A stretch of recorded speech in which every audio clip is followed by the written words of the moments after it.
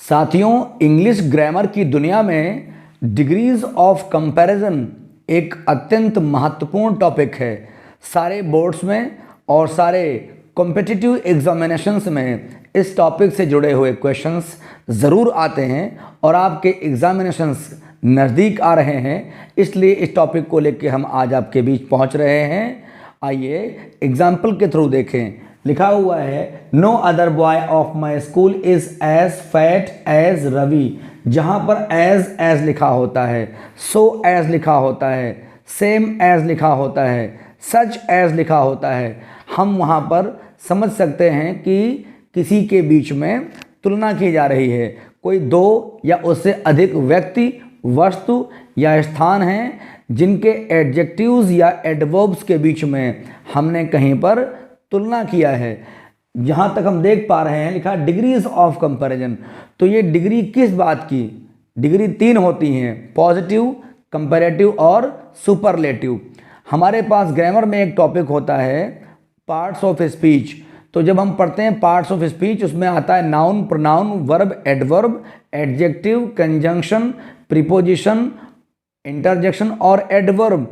इसमें से एडजेक्टिव और एडवर्ब की तीन अवस्थाएं होती हैं। उन्हीं अवस्थाओं को हम लोग पॉजिटिव, कंपैरेटिव और कहते हैं सुपरलेटिव। तो हम देख पा रहे हैं, ये कहा गया कि मेरे स्कूल का कोई भी लड़का इतना मोटा नहीं है जितना कि रवि, अर्थात रवि टॉप पर है। रवि के बराबर कोई और लड़का पूरे स्कूल में मोटा नहीं है। और एज जो लिखा हुआ है, इससे हम डिग्री पॉजिटिव देख पाते हैं। आइए इसको कन्वर्ट करें कंपैरेटिव में। तो रवि इज फैट का हो गया फैटर और हमने देन लगाया। जब डिग्री होती है कंपैरेटिव तो देन का इस्तेमाल करना पड़ता है और हम एडजेक्टिव में ER का प्रयोग करते हैं। फैट का फैटर, टॉल का टॉलर। और अगर ये एडजेक्टिव या एडवर्ब मोर देन 2 सिलेबल से बना हो, जैसे इंटेलिजेंट और ब्यूटीफुल और मार्वेलस, तो इन सब में हम मच, मोर, मोस्ट का फार्मूला यूज़ करते हैं। तो Ravi is fatter than any other boy of my school. No other का हो गया एनी अदर, यानी रवि किसी भी अन्य लड़के से ज़्यादा मोटा है पूरे स्कूल के अंदर। अब इसी को जब करेंगे हम सुपरलेटिव, तो जब पीछे कहा था नो अदर, कोई दूसरा है ही नहीं, मीन्स रवि टॉप पोजीशन तक जाएगा तो भी अकेला ही रहेगा। तो क्या करेंगे, Ravi is the fattest boy of my school. Ravi मेरे स्कूल का सबसे मोटा लड़का है। और जब हम डिग्री लाएंगे सुपरलेटिव, तो उसके पहले द नाम का डेफिनेट आर्टिकल ज़रूर लाएंगे।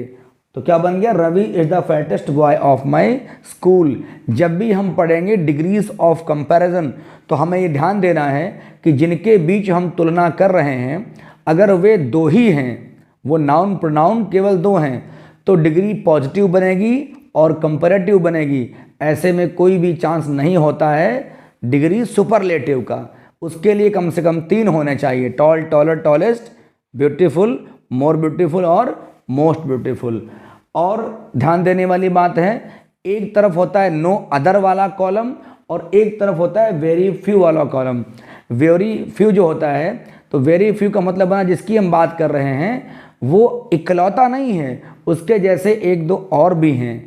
तो यही अंतर है। नो अदर में हमने जिसकी बात किया वो बिल्कुल अकेला है, अच्छा या बुरा जैसा भी है, अकेला है। लेकिन जब बात करेंगे वेरी फ्यू की, तो उसके तरह के बहुत कम लोग हैं, परंतु हैं। तो क्या लिखा है, very few Indian bowlers are as effective as Jasprit.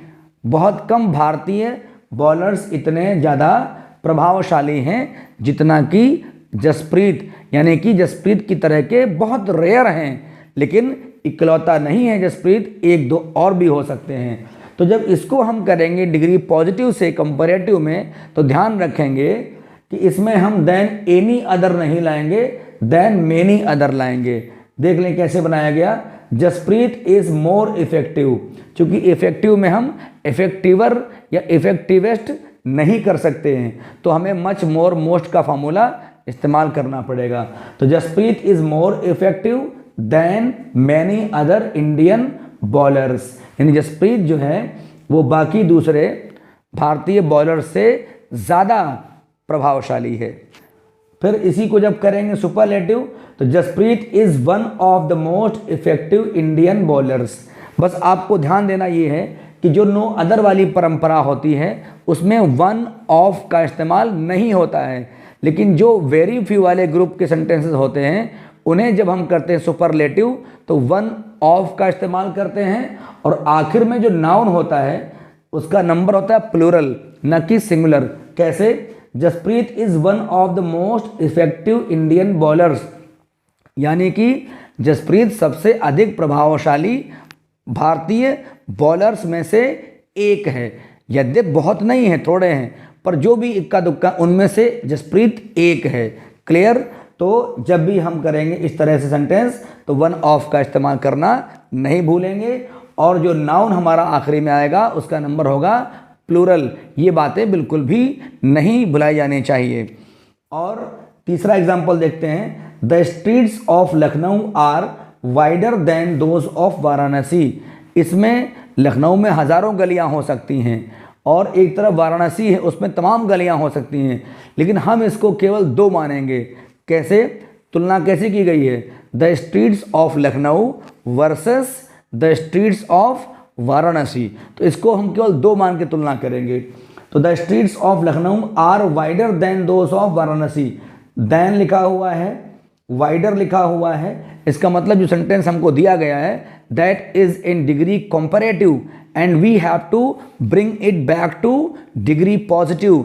This sentence can not be change into superlative, क्योंकि यहाँ पर केवल दो शहरों के गलियों के बीच में तुलना की गई है। तो कैसे बनाएंगे?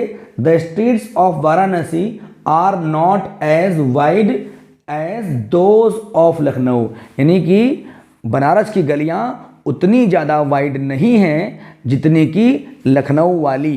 ये वाला वाली होता है, दोज ऑफ, दैट ऑफ, ये वाला वाली होते हैं। तो क्या बना कि बनारस की गलियां उतनी वाइड नहीं हैं, उतनी चौड़ी नहीं हैं जितनी कि लखनऊ वाली। और इसको हम कर नहीं सकते सुपरलेटिव, क्योंकि इसमें दो ही शहरों की गलियों की बात हुई है। और एग्जाम्पल लिखा है 4 number, you like ice cream more than I do. अगर ये डू निकाल दें तो सेंटेंस कूड़ा हो जाएगा, अगर आई की जगह मी लिख दें तो भी सेंटेंस बिल्कुल बेकार हो जाएगा। यू लाइक आइसक्रीम, तुम्हें आइसक्रीम पसंद है, कितना? मोर देन आई डू, जितना मैं करता हूँ। आई यहाँ पर सब्जेक्ट है और डू उसकी वर्ब है, कि तुम्हें आइसक्रीम पसंद है जितना मुझे पसंद है उससे अधिक। तो यहाँ पर मोर लिखा था, देन लिखा था, यानी कि डिग्री हमारी कंपैरेटिव में सेंटेंस है। अब इसको हम पॉजिटिव कर सकते हैं, लेकिन किसी भी हालत में इसको हम डिग्री सुपरलेटिव नहीं कर सकते, क्योंकि तुलना केवल मेरे तुम्हारे बीच में हो रही है, दो ही लोग हैं, तीसरा कोई नहीं है।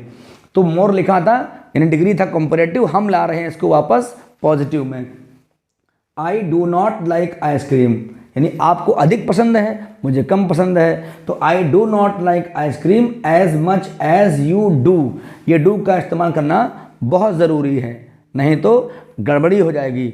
और जैसे हमने आपको 4 एग्जाम्पल दिए, एक एग्जाम्पल आपको ओरली और दिए देते हैं। जैसे लिखा कि she likes you more than me. हमें ध्यान देना है कि ऑब्जेक्ट कितने हैं और सब्जेक्ट कितने हैं। She likes you more than me, यानी वो तुम्हें पसंद करती है मुझसे ज़्यादा। She likes you more than me, इसका मतलब ये है कि वो तुम्हें अधिक पसंद करती है, मुझे कम पसंद करती है। तो जब इसको हम बनाएंगे डिग्री पॉजिटिव में तो क्या करेंगे कि she does not like me as much as you. यहाँ पर सब्जेक्ट केवल शी है और यू और मी दोनों ऑब्जेक्ट हैं, जबकि यहाँ हम देख पा रहे थे कि यू भी सब्जेक्ट है और आई भी सब्जेक्ट है, आइसक्रीम ऑब्जेक्ट है। जबकि जो हमने आपको सेंटेंस अभी बोला है कि she likes you more than me, यहाँ पर शी सब्जेक्ट है, यू और मी दो अलग अलग ऑब्जेक्ट हैं। तो ये डिपेंड करता है कि कितने ऑब्जेक्ट हैं, कितने सब्जेक्ट हैं, उसी के हिसाब से हम तुलना करते हैं। तो ये डिग्रीज ऑफ कंपैरिजन के सेंटेंसेस आप इन एग्जाम्पल्स के थ्रू प्रैक्टिस करें। याद रखें कि सेंटेंस का मीनिंग किसी भी सूरत में बदलना नहीं चाहिए। As so as such as लगा है तो डिग्री पॉजिटिव है।